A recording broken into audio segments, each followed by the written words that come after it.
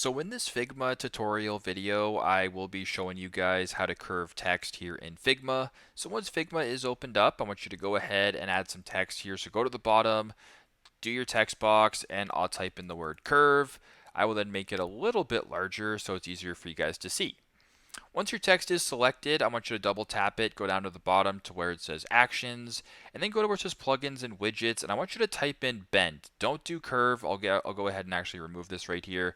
Go ahead and type in bend, and then you want to download this one, Bender. Bend your text into an arc like that, and then press it.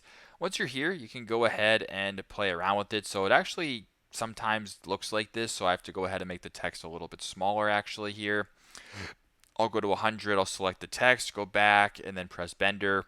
Once you're here and you have a nice preview, you can make this bend larger or smaller, just like that. So we'll go ahead and do that. You can then change the letter spacing if you want to do that. And if this looks good to you, go ahead and press Apply. And there you go. You've now added the text right there. So you can go ahead and group this together.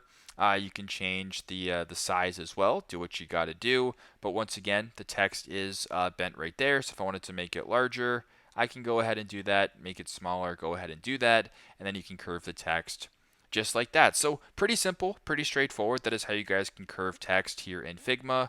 I'm just curious here if I actually were to go ahead and make this larger, if it'll make the one below. It won't, but that's how you guys can curve text here in Figma. Thanks again for watching and hope this helps.